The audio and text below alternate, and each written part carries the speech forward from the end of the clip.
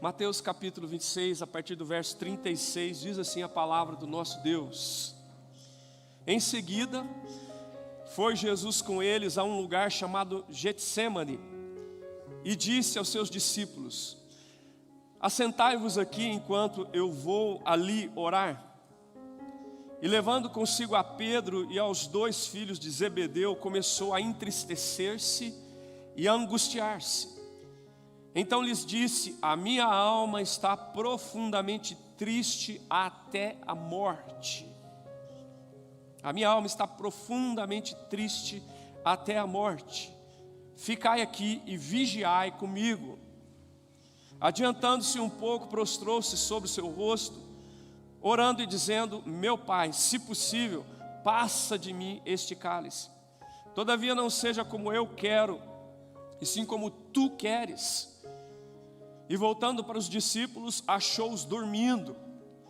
E disse a Pedro: então nem uma hora pudestes vós vigiar comigo? Vigiai e orai, para que não entreis em tentação. O espírito, na verdade, está pronto, mas a carne é fraca. Tornando a retirar-se, orou de novo, dizendo: meu Pai, se não é possível passar de mim este cálice sem que eu o beba, faça-se a tua vontade. E voltando, achou-os outra vez dormindo, porque os seus olhos estavam pesados. Deixando-os novamente, foi orar pela 3ª vez, repetindo as mesmas palavras. Então voltou para os discípulos e lhes disse: ainda dormis e repousais? Eis que é chegada a hora, e o Filho do Homem está sendo entregue nas mãos de pecadores. Levantai-vos e vamos, eis que o traidor se aproxima. Pai querido, louvado seja o teu nome pela tua palavra, Senhor. Nós te glorificamos, porque temos esse privilégio de abrir, de ler e de meditar nessa palavra e de ouvir a voz do Senhor falando conosco, Pai. E agora pedimos a ação do Espírito Santo na nossa mente, no nosso coração, nas nossas emoções, para que nós possamos ter luz do céu sobre nós e compreendamos a tua palavra e possamos ter graça do Senhor para não só entender, mas para praticar a palavra do Senhor, Pai. Assim nós pedimos que o Senhor nos abençoe, nós que estamos aqui presencialmente, os irmãos que nos acompanham das suas casas, que nós sejamos impactados pela tua palavra nessa noite, no poder do Espírito Santo, em nome de Jesus. Amém. Amém e amém. Hoje eu queria falar com os irmãos sobre Jesus em oração. Jesus em oração. O Evangelho nos mostra Jesus em situações distintas, irmãos. Jesus na manjedoura, uma situação que chama a atenção do nosso coração, pensar Jesus na manjedoura, né?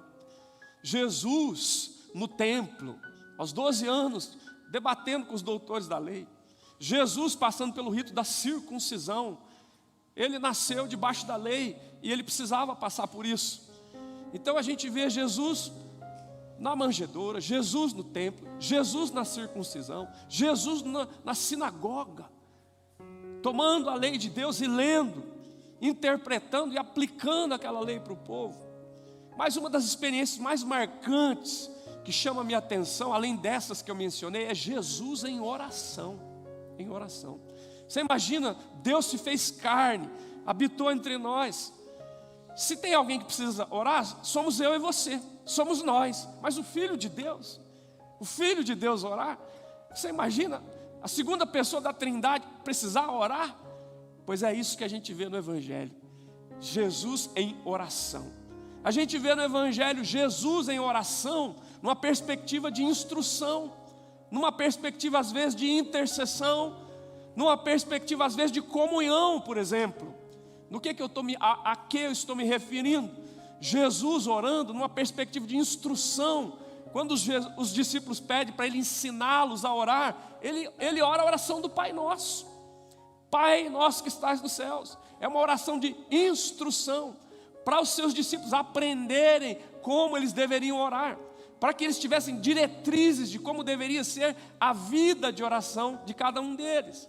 A oração do Pai Nosso não é para ser repetida apenas, é para ser uma referência de oração para as nossas orações, para que eu saiba quais são os parâmetros para a minha oração, olhando para a oração do Pai Nosso.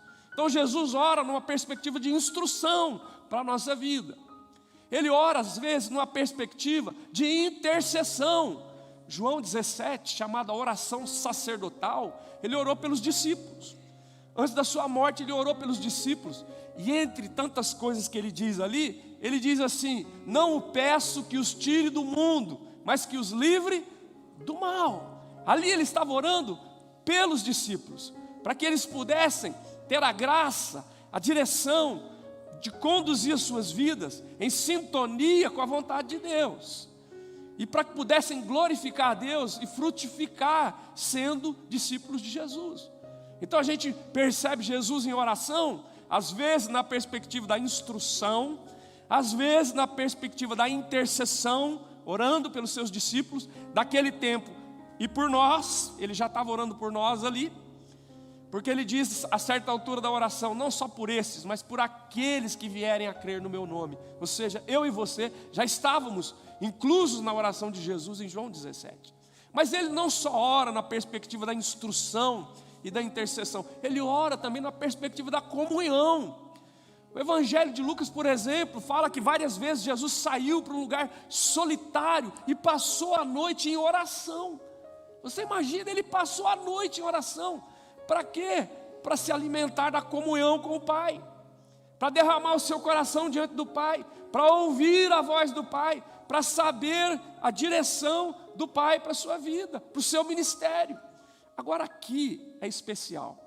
Além de Jesus ter orado na perspectiva da instrução, da intercessão e também da comunhão com o Pai, ele ora na perspectiva da petição, quando ele pede por si mesmo. É interessante, por 3 vezes o texto diz que Jesus orou, e agora ele não ora pelos discípulos, ele ora por ele. O verso 39 diz que ele diz: Pai, se possível passa de mim esse cálice.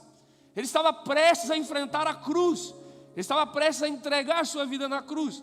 Então ele fala: Pai, se for possível, passa de mim esse cálice. Depois você vai ver no verso de número 42 de novo: meu Pai, se não é possível passar de mim esse cálice, sem que eu beba, faça a tua vontade, de novo. E depois o verso 44 diz que ele deixa os discípulos e pela 3ª vez ele ora com as mesmas palavras. Agora ele ora não na perspectiva da instrução, não na perspectiva da intercessão, não na perspectiva da comunhão, é da petição por si mesmo, por aquela hora tão terrível, tão agônica, tão tremenda que seria a entrega da sua vida na cruz pelos nossos pecados. É aquilo que nós vamos celebrar daqui a pouco, a ceia do Senhor. O corpo e o sangue do nosso Senhor Jesus Cristo, que foi cravado na cruz, que Ele se entregou por nós, para que nós pudéssemos ter comunhão com Deus, para que nós pudéssemos ter os nossos pecados perdoados, para que nós pudéssemos ter relacionamento com o Pai que está no céu, para que nós pudéssemos ter certeza da vida eterna e perdão dos nossos pecados. Então, aqui, Jesus está em oração. Jesus em oração. O que a gente aprende nesse texto? Pelo menos 3 coisas que eu quero destacar. Jesus em oração nos ensina a enfrentar a aflição. Ele nos ensina a vencer a tentação. Ele nos ensina a trilhar o caminho da salvação. Vamos olhar isso. Em primeiro lugar, Jesus em oração nos ensina a enfrentar, a melhor maneira de enfrentar a aflição. O verso 36 até o verso 38, o texto diz assim: em seguida foi Jesus com eles a um lugar chamado Getsemane. Era um jardim, era um horto. Ali era o lugar da prensa, não é? Getsemane significa o lugar da prensa, da azeitona, para que pudesse ser gerado o azeite. Era um lugar de prensar. E é simbolicamente um lugar que traz uma mensagem. Jesus estava para ser prensado, estava para ser esmagado, como diz Isaías, né? Ele estava para ser esmagado por causa do nosso pecado. E o texto diz que naquele lugar, Jesus disse aos seus discípulos que estavam com ele: assentai-vos aqui, enquanto eu vou ali orar. E levando consigo 3, como ele sempre fazia, Pedro, Tiago e João, os companheiros, os 2 filhos de Zebedeu, começou a entristecer-se, diz o texto, e angustiar-se. E o texto diz, ele verbaliza no verso 38, a minha alma está profundamente triste até a morte. Irmãos, esse é um momento de tremenda aflição na vida de Jesus. O texto diz claramente no verso 37 que ele começou a entristecer-se, começou a angustiar-se. E ele diz verbalmente, a minha alma está profundamente triste até a morte. Isso é aflição. Tem gente nessa noite vivendo aflição. Tem gente que está se identificando com Jesus nas suas palavras. Tem gente que começou a entristecer-se. Tem gente que começou a angustiar-se. Tem gente que pode se identificar com Jesus e dizer, a minha alma está profundamente triste até a morte. Tem gente na nossa comunidade que essa semana viveu luto. Tem gente na nossa comunidade essa semana que viveu notícias duras, difíceis. AVC de vó, AVC de pai, né? Infarto de alguém da família. Tem gente que está triste, que está angustiado, e que se identifica com a palavra do Filho de Deus, que nessa ocasião orava por si mesmo. E ele nos ensina que a melhor maneira de enfrentarmos a aflição é na oração. E ele mostra para a gente algumas coisas. Jesus tinha um lugar de oração. Jesus tinha companheiros de oração. Jesus tinha um desabafo para poder colocar na hora de oração. Ele tinha um lugar de oração. O Getsemane era o seu lugar de oração. Você precisa ter um lugar de oração. Onde é o seu lugar de oração? Onde é que você se recolhe no particular e busca a graça de Deus e clama a misericórdia dos céus? É no seu quarto? É na sua sala? Onde é o lugar de oração para você? A irmã Mirtz, eu sempre lembro dela. Ela falava assim, o meu lugar de oração é o banheiro. Porque no banheiro eu não sou interrompido. Não há como me interromper naquela hora. Lá é o meu lugar de oração. É ali que eu clamo, é ali que eu choro, é ali que eu invoco a presença de Deus. Tem gente que está tomando banho, e enquanto toma banho chora e clama e busca a presença de Deus. Não importa, você precisa ter um lugar de oração. A nossa irmã Zezé Machado, a Adriana está aqui hoje não? Acho que ela não está assistindo em casa. A nossa irmã Zezé Machado, que reunia com as nossas irmãs por anos. Na casa dela havia um quartinho especial, um lugar de oração. Um dia eu fui visitá-la, depois que eu já estava aqui como um dos pastores, visitando-a, conversamos, falando de várias coisas. Ela disse, quero mostrar um lugar especial para o Senhor. Nós descemos no quintal. Quando eu entrei naquele lugar, ela abriu a porta, eu lembrei de Atos 16. Atos 16, quando Paulo foi a Filipos, e ele chegou e parecia haver um lugar de oração. Você está numa casa de oração. Talvez esse seja o lugar que Deus preparou essa noite para você que está enfrentando angústia, tristeza e dor na alma, como enfrentou Jesus. Nós precisamos ter um lugar de oração. Nós precisamos ter companheiros de oração, como teve Jesus. Ainda que os companheiros de Jesus dormiram. Os companheiros de Jesus era para ficar firme, dormiram. Mas Jesus fez questão de, naquela hora de sofrimento, de angústia, de dor profunda na alma, se cercar de gente que pudesse ser companheiro de oração para Ele. Para Ele. Nós vivemos essa semana 2 situações. A nossa irmã Leonildes, esposa do nosso irmão Heitor, né, deu sinais de que estava tendo uma AVC. Foi aquela correria. Nós corremos para o hospital, ficamos lá junto com eles, até que ela pudesse ser transferida para Poços de Caldas. E ali nós oramos com o seu Heitor, e oramos com a família. aquilo faz uma diferença tremenda, a presença dos companheiros de oração. Depois o irmão Francisco no sábado, e aí nós revezamos, o reverendo Nilson teve a oportunidade de estar com ele ali no hospital, orar com ele, acompanhar esse processo, para que ele fosse transferido para Poços de Caldas. Nós precisamos não só de um lugar de oração, nós precisamos de companheiros de oração. Nós precisamos de alguém que chore conosco, de alguém que ouça o nosso desabafo, alguém que entenda a nossa dor. Porque a palavra de Deus diz que nós temos que nos alegrar com os que se alegram, mas também chorar com os que choram. Que bom que tem alguém que pode chorar com você, que pode ceder o ombro, que pode ceder o ouvido a você. Vai ser um bálsamo de Deus para o seu coração. Então, Jesus tinha um lugar de oração, Jesus tinha companheiros de oração, e Jesus tinha um motivo de oração. Ele diz, verso 38, a minha alma está profundamente triste até a morte. Ele diz para os companheiros, ficai aqui, vigiai comigo. É tão bom quando a gente está passando por luta e a gente sabe que os irmãos da igreja estão orando por nós. Estamos enfrentando enfermidade, mas tem gente orando.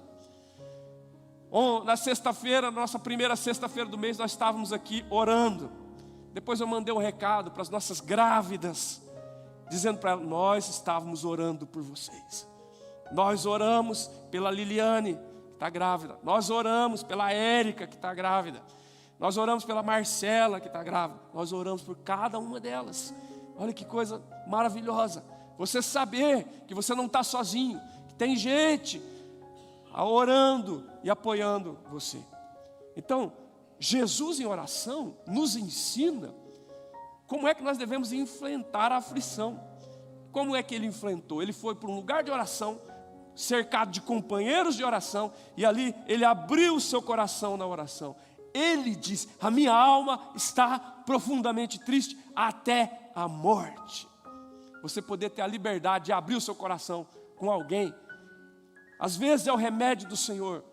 Antes de Jesus se dirigir ao Pai, ele se desabafou com os homens. Antes dele se dirigir ao Pai, ele desabafou com os companheiros de oração. Então, queridos, a palavra de Deus diz em João 16:33, no mundo tereis aflições, mas tende bom ânimo, eu venci o mundo. Este que venceu o mundo. Ensina como é que a gente enfrenta a aflição. É na oração, no lugar de oração, com companheiros de oração, e abrindo o nosso coração nesse momento de oração. Será que você está enfrentando a aflição? Você está encontrando um lugar de oração? Se você não encontrou essa semana, você entrou num lugar de oração hoje à noite. Você tem companheiros de oração? Se você não tem, pede a Deus alguém que seja seu companheiro, para você orar junto e para você abrir o seu coração, para você ter um lugar de desabafo, para que antes que você eleve a sua voz ao céu, você possa elevar ao homem, porque Deus preparou esse caminho para ser bênção para nós em nome de Jesus. Amém, irmãos? Jesus em oração nos ensina não só a enfrentar a aflição, mas a vencer a tentação. Tem gente aqui que não está passando aflição, mas está passando tentação. No trabalho, está no limite da tentação, está trilhando ali no limite do abismo. Na faculdade, está trilhando no abismo, no limite do abismo. Tem gente que está não com problema de aflição, mas de tentação. E o texto diz, verso 40, Jesus voltou, eles estavam dormindo. Verso 40, Jesus diz, voltando para os discípulos, achou dormindo, e disse para o Pedro, então nem uma hora pudeste vigiar comigo, nem uma hora. E aí Jesus diz, vigiai e orai. Por que vigiai e orai? Para que não entreis em tentação. Jesus diz, o espírito na verdade está pronto, mas a carne é fraca. Não brinque, você é um pecador, eu sou um pecador, nós somos pecadores, nós somos sujeitos à tentação. Nós temos que cuidar do nosso coração, nós temos que cuidar da nossa vida, porque muitos estão lutando com a aflição e outros estão na berlinda por causa da tentação. Cuida do seu casamento, cuida dos seus filhos, cuida da sua vida com Deus, cuida do que você anda vendo na internet, os sites que você anda frequentando. Cuidado com o que você está fazendo quando ninguém está te vendo.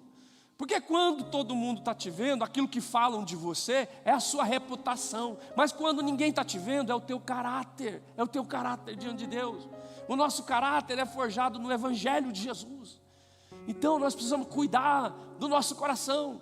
Onde é que os nossos olhos estão navegando? O que é que nós estamos fazendo com a nossa vida? O que é que nós estamos fazendo com o nosso tempo livre? É uma bênção ter tempo livre, é uma bênção ter lazer, é uma bênção ter descanso. Mas é como Davi, resolveu tirar um descanso na hora que não devia. Bateu os olhos em Batseba e adulterou com ela. Então, nós precisamos pedir a Deus graça para não cair em tentação. Na área sexual, no dinheiro, e tantas outras coisas da vida.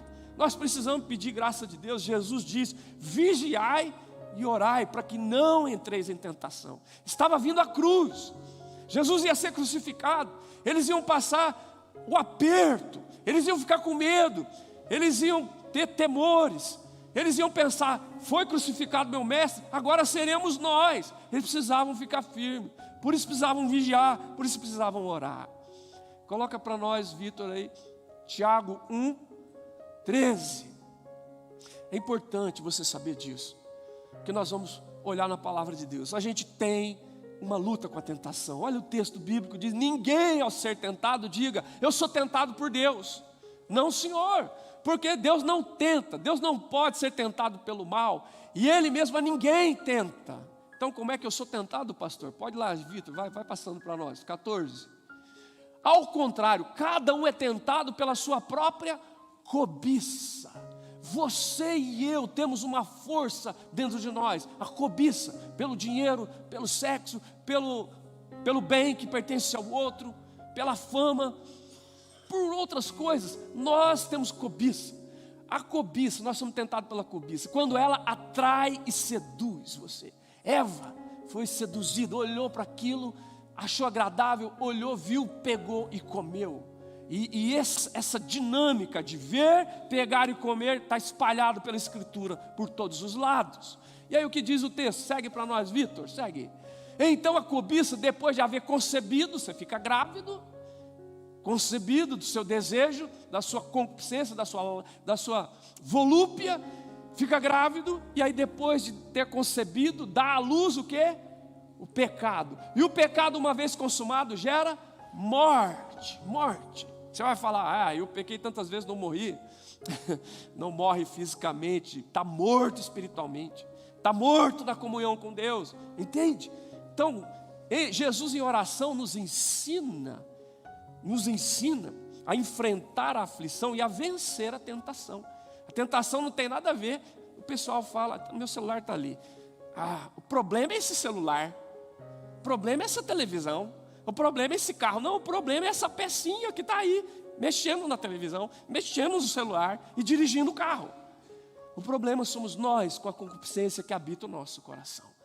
Por isso, vigiai e orai, para que não entreis em tentação. O espírito está pronto, Deus trabalhou, mas a carne é fraca. Coloca para 1 Coríntios 10, Vitor, 1 Coríntios capítulo 10. Observa isso, eu estou mostrando esse texto para você entender. Quando Jesus fala da tentação, todos nós estamos sujeitos à tentação, todos nós, porque todos somos pecadores, a começar deste que vos fala. A palavra primeiro é para mim, para que depois seja para vocês. Olha o que diz o apóstolo Paulo, isso é extraordinário. Ele diz assim, ora irmãos, eu não quero que vocês que ignoreis que os nossos pais, os antepassados, todos, preste atenção na palavra todos estiveram sob a nuvem, debaixo daquela experiência da nuvem no deserto. Todos passaram pelo mar, experiência de milagre de Deus. Tendo sido todos batizados, na nuvem como no mar, eles tiveram experiência dos milagres de Deus depois que saíram do Egito. O que mais? Todos comeram do maná, o pão que caiu do céu, todos comeram. O que mais, Vitor? Segue lá. Beberam da mesma fonte espiritual, a água saiu da rocha, todos beberam, porque bebiam da pedra espiritual que os seguia, a pedra é Cristo. Segue, Vitor, vamos lá. Entretanto, preste atenção nisso. Entretanto, Deus não se agradou da maioria deles, razão porque ficaram prostrados no deserto.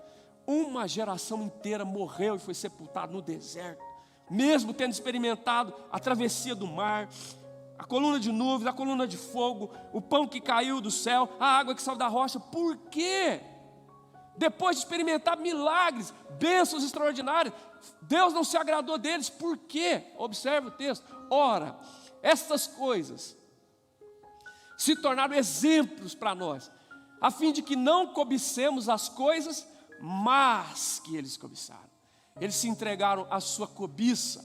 Nós somos tentados pela nossa própria cobiça. Veja lá, o que eles fizeram? Vamos citar rapidamente. Não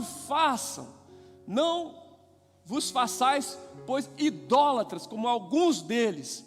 Portanto está escrito, o povo se assentou para comer, beber, levantou-se para divertir. É o bezerro de ouro lá que eles fizeram.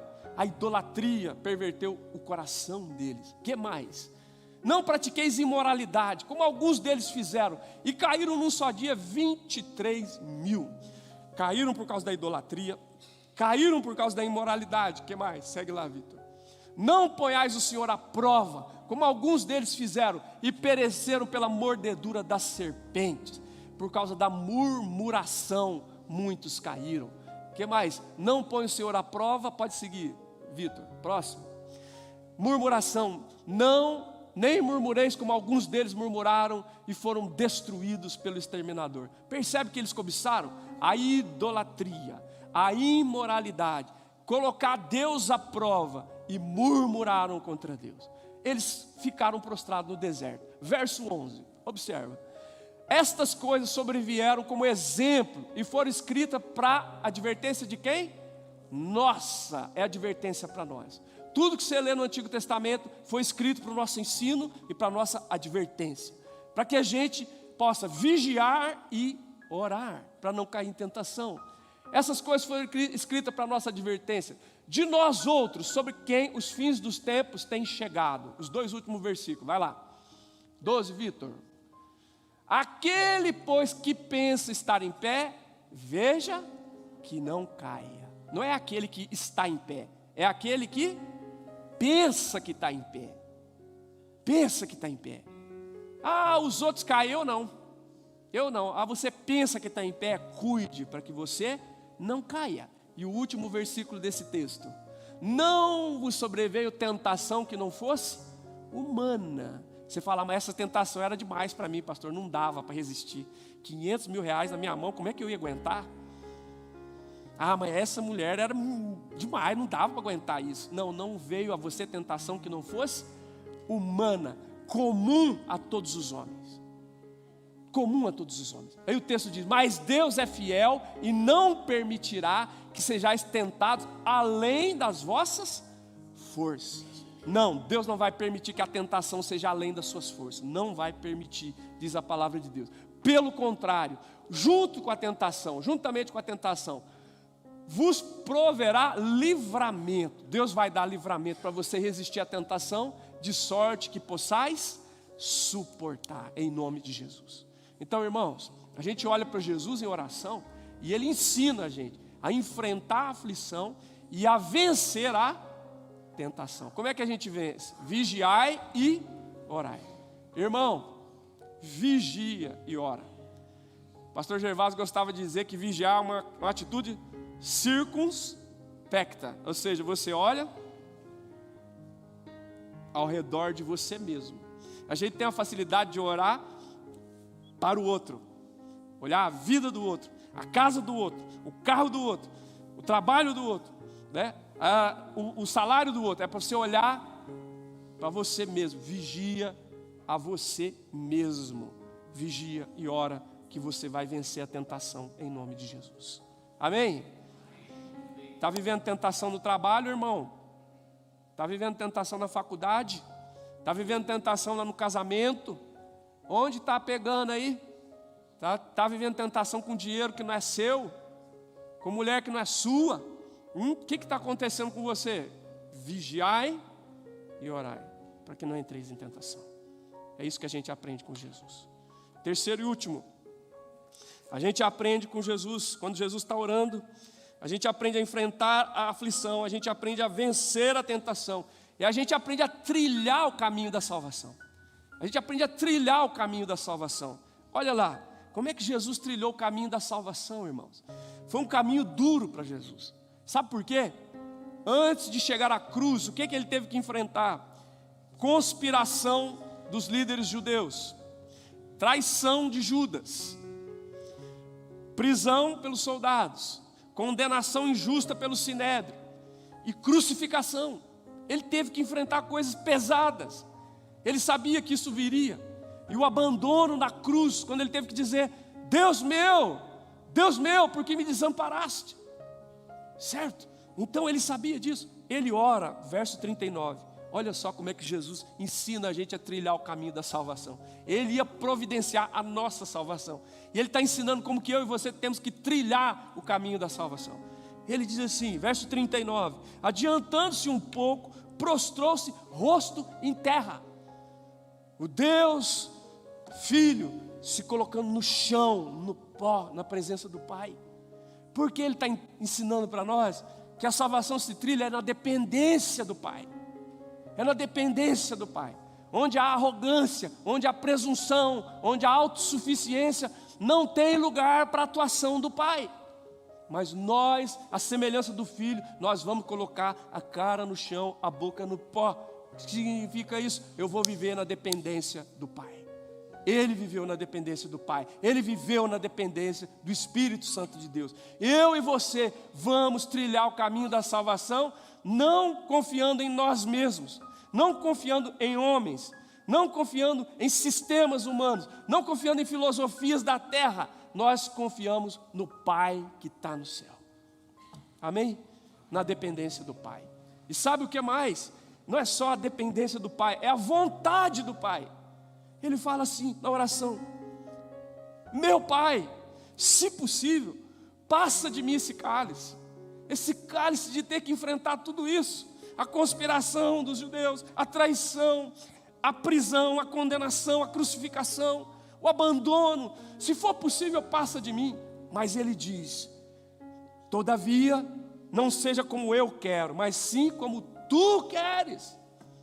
O Filho de Deus, o projeto dele é fazer a vontade do Pai, é estar em sintonia com o céu para abençoar a terra. No verso de número 42 de novo, tornando a retirar-se, orou de novo, dizendo: meu Pai, se não for possível passar de mim esse cálice sem que eu beba, faça-se a tua vontade. Irmãos, nós oramos querendo que Deus faça a nossa vontade, a nossa vontade. É verdade ou não é? É verdade. Nós oramos assim: Pai nosso que estás no céu, santificado seja o teu nome, venha a nós o teu reino, seja feita a minha vontade. Você fala a vontade de Deus, mas o que você quer é a sua vontade. Eu também, nós queremos a nossa vontade. Nós temos que aprender com o Filho de Deus a viver na dependência do Pai e buscar, em primeiro lugar, a vontade do Pai. A vontade do Pai. Porque a vontade do Senhor é boa, é perfeita e agradável. É essa vontade que vai fazer bem para a minha vida. Num cenário de dor, num cenário de luta, num cenário de cruz. Para que haja glória, primeiro tem que haver cruz. Só houve glória porque houve cruz, irmãos. E é por isso que ele diz: seja feita a tua vontade. Então, irmãos, nós trilhamos o caminho da salvação que foi conquistada na cruz por nós, com essa atitude de dependência do Pai, querendo a vontade do Pai e buscando a glória do Pai, a glória do Pai. Olha só, quando está terminando o texto, Jesus voltou, ele estava dormindo de novo, ele repetiu as mesmas palavras, 3 vezes ele orou a mesma coisa, colocando-se na dependência do Pai, buscando a vontade do Pai. E agora, o que importa é a glória do Pai. O verso 45 diz: então voltou para os discípulos, verso 45, e lhes disse: ainda dormis e repousais? Eu espero que seus companheiros de oração não durmam, porque o de Jesus dormiu do começo ao fim. E ele disse: vocês ainda estão dormindo? eis que é chegada a hora, o Filho do Homem está sendo entregue nas mãos dos pecadores. Por que que Jesus se deixou ser entregue nas mãos dos pecadores? Pedro arrancou da espada e cortou a orelha do Malco. Jesus falou: guarda essa espada, que se eu quisesse, eu pedia ao Pai e viriam 12 legiões de anjos e eu seria livre dessa hora. Por que que Jesus se entregou?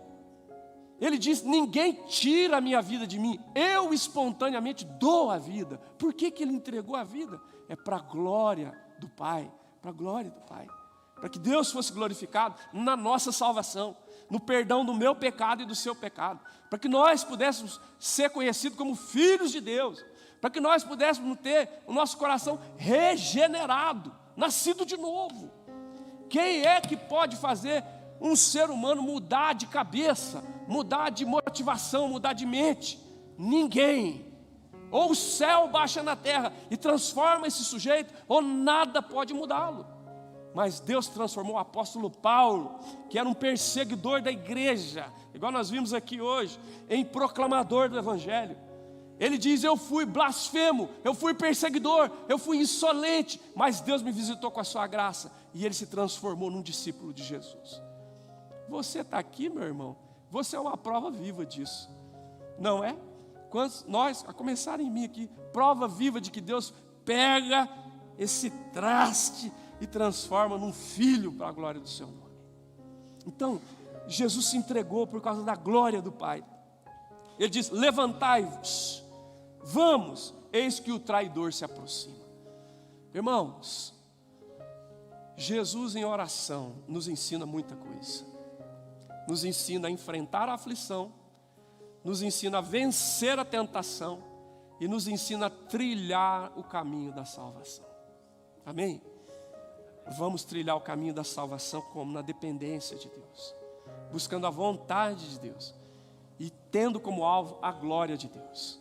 O apóstolo Paulo diz assim: quer comais, quer bebais, ou façais qualquer outra coisa. Grifa várias vezes na sua Bíblia. 1 Coríntios 10, 31. Qualquer outra coisa, faça tudo para a glória de Deus. A glória de Deus. Que Deus nos ajude, não é? Quando nós vendermos, quando nós comprarmos, quando nós fizermos qualquer coisa, façamos para a glória de Deus, porque foi o que Jesus fez e é o que nós vamos fazer trilhando o caminho da salvação. Amém?